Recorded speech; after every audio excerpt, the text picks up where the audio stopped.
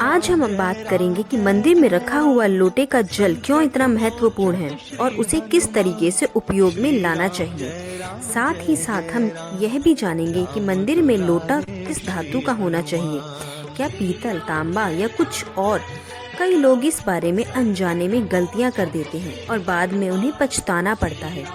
इस वीडियो में बाबा आपको बताएंगे कि इन गलतियों से कैसे बचें, क्योंकि इससे नुकसान हो सकता है।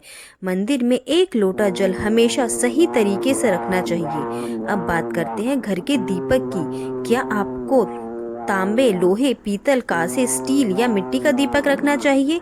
सही दीपक का चुनाव ना करने पर भी घर में परेशानियां आ सकती हैं और दीपक की बाती का चुनाव भी जरूरी है। क्या कच्चा कलावा ठीक है या फिर रुई या सूती का धागा सही रहेगा?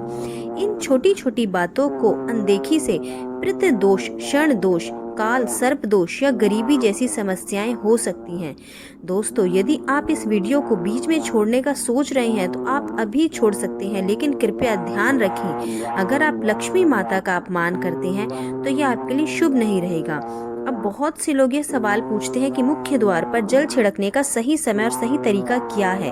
क्या इसे स्नान के बाद करना चाहिए या बिना स्नान के भी किया जा सकता है? और क्या झाड़ू लगाने से पहले जल छिड़कना चाहिए या बाद में? एक और सवाल जो अक्सर पूछा जाता है वह है, क्या पीरियड्स के दौरान मुख्य द्वार पर जल छिड़क सकते हैं या दीपदान कर सकते हैं? और जो मुख्य द्वार पर जल चढ़ाएं तो इसे अंदर की तरफ से चढ़ाएं या बाहर की तरफ से? फ्लैट या किराए के घर में रहने वाले लोग भी पूछते हैं कि मुख्य द्वार पर दीपदान और जल छिड़कने का सही तरीका क्या है। आज का वीडियो इन्हीं सवालों के जवाब पर आधारित है। सबसे पहले हम यह जानेंगे कि घर के बाहर और अंदर दीपक जलाने के क्या फायदे हैं। खासकर घर के बाहर दीपक जलाने से जो 5 बड़े फायदे होते हैं वह आपको चौंका सकते हैं। भगवान की पूजा में दीपक जलाने का महत्व तो सभी जानते हैं। हिंदू धर्म में देसी घी या सरसों के तेल का दीपक जलाना बेहद शुभ माना जाता है तथा तिल के तेल का दीपक भी जलाया जाता है।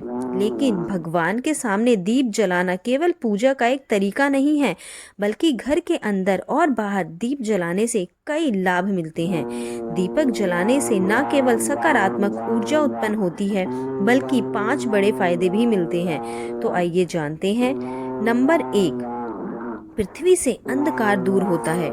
घर में दीपक जलाने से न केवल घर का अंधकार दूर होता है, बल्कि यह नकारात्मक ऊर्जा को भी घर से बाहर कर देता है। जहाँ दीपक जलता है वहाँ सकारात्मक ऊर्जा का वास होता है। स्वाभाविक है कि जहाँ सकारात्मक ऊर्जा होगी वहाँ भगवान का भी वास होगा। इसलिए शाम होने से पहले दीपक का जलाना शुभ माना जाता है। तेल से जलने वाले दीपक का असर उसके बुझने के बाद भी आधे घंटे तक बना रहता है, जबकि शुद्ध देसी घी का दीपक वातावरण को करीब 4 घंटे तक सकारात्मक रखता है। नंबर 2, दीपक जलाने का वैज्ञानिक लाभ। जब घर में शुद्ध देसी घी या सरसों के तेल का दीपक जलता है तो उसके धुएं से घर के माहौल में सात्विकता आती है। यह धुआं हानिकारक कणों को नष्ट करता है और वातावरण को शुद्ध बनाता है। नंबर 3, सुख समृद्धि का वास। जिस घर में भगवान के सामने दीप जलाया जाता है वहाँ माता लक्ष्मी की कृपा बनी रहती है। ऐसे घर में सुख समृद्धि का वास होता है। दीपक को पूर्व दिशा में रखने से व्यक्ति दीर्घायु होता है और उत्तर दिशा में रखने से धन संपन्नता बढ़ती है। दीपक न केवल घर के अंधकार को दूर करता है, बल्कि हमारे जीव को भी प्रकाश की ओर ले जाता है। नंबर 4, बीमारियों को दूर भगाने में मदद करता है। घर में दीपक जलाने से बीमारियां आसपास नहीं भटकती। परिवार के सभी सदस्यों को स्वस्थ लाभ मिलता है। खासकर अगर दीपक के साथ एक लौंग भी जला दी जाए तो इसका असर 2 गुना हो जाता है। यह त्वचा संबंधी बीमारियों को दूर करने में मदद करता है। नंबर 5, शुभ शक्तियों को आकर्षित करता है। सनातन धर्म के अनुसार जिस घर में सुबह शाम दीप जलाया जाता है वहाँ कभी अंधकार नहीं होता। ऐसा घर शुभ शक्तियों को आकर्षित करता है। जलता हुआ दीपक शुभ शक्तियों को चुंबक की तरह खींचता है, जो घर के लिए अत्यंत अत्यंत लाभकारी होता है। तो दोस्तों, अब जानते हैं कि मुख्य द्वार पर जल छिड़कने का सही समय और विधि क्या है। अगर आप मुख्य द्वार पर जल चढ़ाते हैं तो आपको यह ध्यान रखना है कि जल को रात में सोने से पहले एक पात्र में भरकर रखना चाहिए। आप कोई भी पात्र ले सकते हैं, जैसे तांबे, पीतल, स्टील या चांदी का। यदि गंगा जल उपलब्ध हो तो उसे थोड़ी मात्रा में डालें और फिर शुद्ध जल से पात्र भर दें। अगर गंगा जल नहीं है तो केवल शुद्ध जल ही पर्याप्त है। इस जल से भरे पात्र को अपने घर की रसोई में रख दीजिए। सुबह उठकर इस जल का छिड़काव अपने घर के मुख्य द्वार पर करें। मुख्य द्वार पर सुबह सबसे पहले छिड़का गया जल घर की सभी समस्याओं को दूर करता है। यदि आप नकारात्मक ऊर्जा, मानसिक परेशानी, आर्थिक तंगी या वास्तु दोष से परेशान हैं, तो यह उपाय आपकी मदद करेगा। रसोई में रखा जल मुख्य द्वार पर छिड़कने से आपके घर की परेशानियां समाप्त हो सकती हैं। यह उपाय न केवल वास्तु दोष और पितृ दोष को समाप्त करता है, बल्कि तंत्र मंत्र या बुरी नजर के प्रभाव को भी खत्म करने में सहायक है। इस उपाय को नियमित घर में करने से सुख समृद्धि बनी रहती है और बीमारियों से भी मुक्ति मिलती है। आपको यह जल सूर्योदय से पहले मुख्य द्वार पर छिड़कना चाहिए। अगर सूर्योदय के बाद आप मुख्य द्वार को अन्य जल से धोना चाहें तो यह कोई समस्या नहीं है, लेकिन यह विशेष जल सूर्योदय से पहले ही छिड़क दिया जाना चाहिए। अब कई लोग पूछते हैं कि क्या यह जल छिड़कने से पहले स्नान करना ज़रूरी है या बिना स्नान किए भी इसे किया जा सकता है। देखिए, जो जल हम सुबह मुख्य द्वार पर छिड़क रहे हैं वह एक महत्वपूर्ण उपाय है। इसे स्नान करने के बाद करना आवश्यक नहीं है। सुबह जल्दी उठें, सबसे पहले रसोई में जाएं और पहले से रखे जल को लेकर मुख्य द्वार पर जाएं।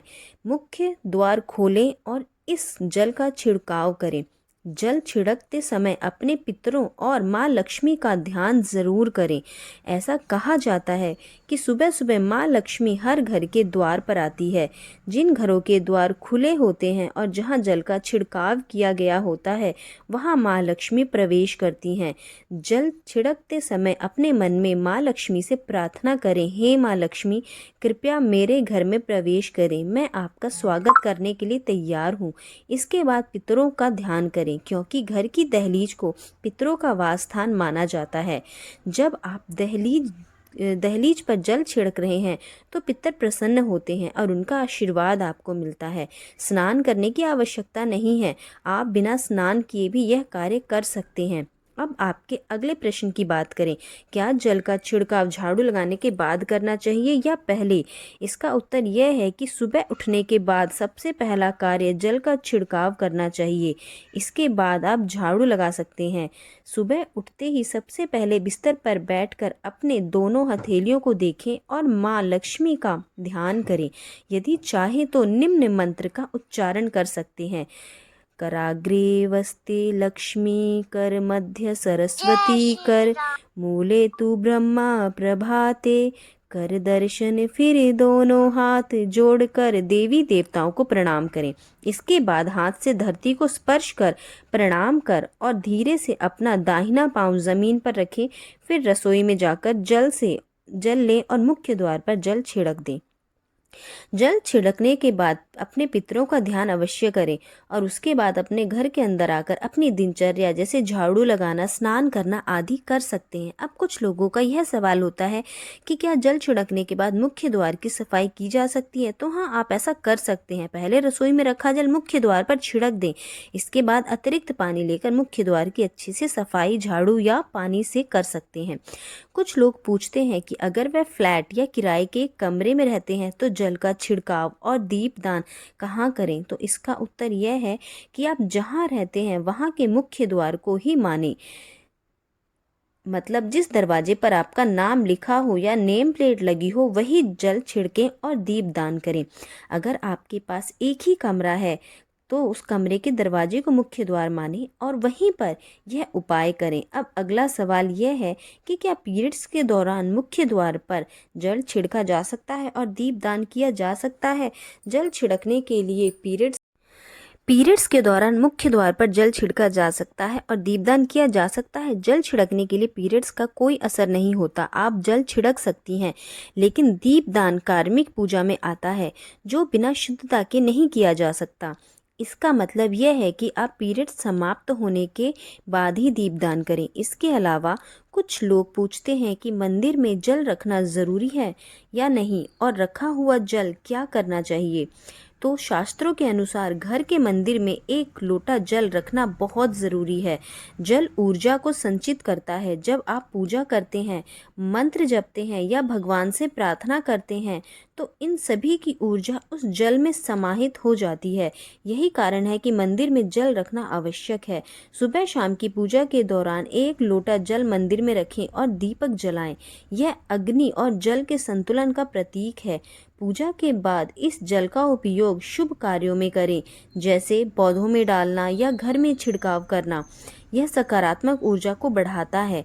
सुबह की पूजा के समय हम मंदिर में जल रखते हैं। अगली सुबह जब आप पूजा करने जाते हैं, सबसे पहले उस जल का उपयोग करें। आप पूरे घर में उस जल का छिड़काव कर सकते हैं। यह जल आपके घर को शुद्ध करता है, क्योंकि यह सकारात्मक ऊर्जा से भरा होता है। इससे कई बीमारियां भी दूर हो जाती हैं और घर में नकारात्मक ऊर्जा का प्रवेश नहीं होता। अगर आप नियमित रूप से इस जल का छिड़काव करते हैं, तो आपके घर की समस्याएं धीरे धीरे खत्म हो जाती हैं। कभी कभी लोग ये शिकायत करते हैं कि दवाइयां असर नहीं करती। ऐसे में अगर दवाइयों के साथ साथ रोगी को इस जल से पानी दिया जाए, तो दवाइयां जल्दी असर करने लगती हैं। इसी तरह अगर परिवार में कलह और झगड़े रहते हैं, तो परिवार के सभी सदस्य इस जल को थोड़ा थोड़ा पी सकते हैं। इससे धीरे धीरे सकारात्मक विचारों का प्रवाह शुरू होता है और घर में शांति और समन्वय आता है। अगर आपका कोई व्यापार है या दुकान है, तो इस जल का थोड़ा सा छिड़काव वहाँ भी करें। यह आपके व्यापार को सफल बनाता है और किसी भी तरह की परेशानी से बचाता है, क्योंकि यह जल बेहद। अब बात करते हैं कि मंदिर में जल क्यों रखा जाता है। जल को अमृत माना जाता है और यह देवी देवताओं के लिए विशेष महत्व रखता है।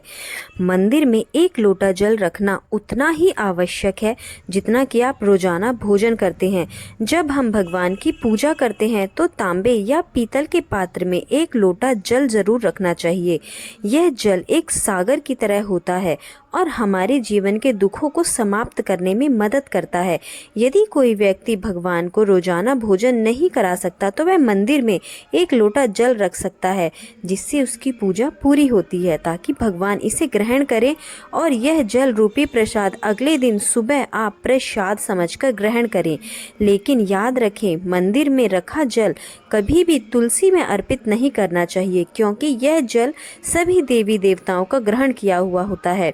हाँ, अगर आपके घर में लड्डू गोपाल या राधा कृष्ण हैं और आप एक लोटा जल उनके लिए अर्पित करते हैं, तो आप अगले दिन यानी सुबह के समय वह जल तुलसी में चढ़ा सकते हैं। मंदिर में रखा जल अगले दिन यानी सुबह अपनी आँखों को धोने के लिए प्रयोग में करें। इससे आँखों की रोशनी बढ़ती है और आँखों की बीमारियां दूर होती है। शास्त्रों के अनुसार जो लोग मंदिर में एक लोटा जल भरकर नहीं रखते, उनके घर में अकाल पड़ जाता है, घर की स्थिति खराब हो जाती है, परिवार में मुसीबतें आ जाती हैं और गरीबी का सामना करना पड़ता है। आप चाहें तो एक लोटा जल में फूल आदि डालकर रख सकते हैं, जो बहुत शुभ माना जाता है। मंदिर में रखा जल का एक और उपयोग है कि इसे घर की रसोई में खाना बनाने में या पीने में भी प्रयोग कर सकते हैं। लेकिन यह जल तभी इस्तेमाल करें जब आपके घर में सात्विक भोजन बनता हो। अगर लहसुन या प्याज का इस्तेमाल होता है, तो इस जल का प्रयोग खाना बनाने में नहीं करें। इस जल को परिवार के सभी सदस्य थोड़ी थोड़ी मात्रा में पी सकते हैं और बचा हुआ जल आप घर के पौधों में डाल सकते हैं। यह जल व्यर्थ नहीं होता, इसके बहुत सारे उपयोग हो सकते हैं। अगर हम सही तरीके से इसका उपयोग करें, तो यह हमारे जीवन की परेशानियों को सुलझा सकता है। मंत्रों से अभिमंत्रित जल बहुत शक्तिशाली होता है और हमारे घर के मंदिर में रखा जल देवी देवताओं का आशीर्वाद होता है, क्योंकि वह हमेशा देवताओं के पास होता है। इस जल में सभी सकारात्मक शक्तियां समाहित होती हैं और अगर हम इसका सही प्रयोग करें तो यह हमारे जीवन में सकारात्मकता परिवर्तन ला सकता है। मतलब आप जल को पी व खाना बनाने में, घर में भी छिड़काव करने में इस्तेमाल करते हैं तो हमारी सारी समस्याओं का समाधान होता है। और अगर कोई भी कार्य नियमित तौर पर किया जाता है तो हमें उसका लाभ ज़रूर मिलता है। कभी कभी करेंगे तो उतना लाभ दिखाई नहीं देगा, लेकिन अगर आप नियम बना लें कि हर रोज़ उसी जल से घर में छिड़काव करना है, घर के हर व्यक्ति को थोड़ा थोड़ा पीने के लिए देना है, बचा हुआ जल पौधों में डालना है, दुकान पर छिड़काव करना है, व्यापारिक स्थल पर छिड़काव करना है, बच्चों की किताबों और तिजोरी में छिड़काव करना है, तो आपको निश्चित ही चमत्कार देखने को मिलेगा। इसी तरह से जो रसोई में रखा हुआ जल होता है उसका छिड़काव आप अपने घर के मुख्य द्वार पर करें तो इसका लाभ बहुत जल्दी दिखाई देगा। लेकिन इसे अपने रूटीन में शामिल करना होगा और प्रतिदिन नियम से यह कार्य करना होगा, तभी आपको लाभ मिलेगा। कई लोगों के सवाल होते हैं कि मंदिर में रखा जल जब हम अगले दिन उठाते हैं तो उसमें कभी कभी कीड़े मकोड़े पड़ जाते हैं, तो हम क्या उसे ढक सकते हैं? हाँ, आप उसे पूजा के बाद किसी प्लेट या कटोरी से ढक सकते हैं। जब आप अगले दिन उस जल को उठाएंगे तो वह बिल्कुल शुद्ध और साफ सुथरा होगा। आप इस जल का प्रयोग किसी भी कार्य में कर सकते हैं। जब भी आप घर के मुख्य द्वार पर जल छिड़काव करें तो गणेश जी का मन में ओम गणपते नमः ज़रूर बोलें। और हमने जो आपको वीडियो में बताया है उसे ध्यान से समझकर अपने घर के मुख्य द्वार पर जल का छिड़काव करें। अब जानते हैं कि दीपक किस पदार्थ का होना चाहिए, लोहे का, तांबे का, पीतल का, कांसे का, स्टील का या मिट्टी का। आखिरकार घर में कौन सा दीपक रखना शुभ माना जाता है? अगर गलती से भी घर में गलत पदार्थ का दीपक रखा है तो पूरा घर अस्त व्यस्त हो जाएगा, कंगाल हो जाएगा और बर्बाद हो जाएगा। देखिए, स्टील के दीपक में पूजा करने से घर में शनि को नाराज़ किया जाता है। लोहे के दीपक से भी पूजा नहीं करनी चाहिए क्योंकि इससे घर में गरीबी आ जाती है। बाजार में लुभाने के लिए कांच के दीपक भी आ गए हैं, लेकिन बिल्कुल भी गलती से भी घर में कांच का दीपक ना लाएं, नहीं तो राहु केतु आपके घर में आ सकते हैं और घर बर्बाद हो सकता है। कांच का दीपक शनि और राहु केतु को नाराज करता है। तांबे का, पीतल का और मिट्टी का दीपक धन की देवी लक्ष्मी को आकर्षित करता है। घर में कोई भी अन्य प्रकार का दीपक लाना सही नहीं माना जाता। पीतल और मिट्टी के दीपक को शुभ और मंगलकारी माना जाता है क्योंकि ये शनि और राहु केतु को प्रसन्न रखता है, साथ ही मंगल ग्रह को भी असर कम करता है। कच्चा कलावा और रुई से जलने वाला दीपक सर्वोत्तम होता है। जो लोग सूती धागे से हाथ पर बांधने वाली बाती तैयार करते हैं उनके घर में समस्याएं और गरीबी आ सकती है। रुई और कच्चा कलावे का दीपक ही शुभ माना जाता है। अब आशा करते हैं आज का यह वीडियो आपके लिए उपयोगकारी व मंगलकारी होगा। बाबा की दया से इन नियमों को आप लागू करें, आपके घर में नकारात्मक शक्तियां ज़रूर जाएंगी और सकारात्मक शक्तियों का अधिकाधिक विकास होगा। साथ ही साथ आपके ऊपर बाबा नीम करौली व अन्य देवी देवताओं सभी का आशीर्वाद पूर्ण रूप से बरसेगा। जय बाबा नीम करौली, जय सीताराम, जय हनुमान।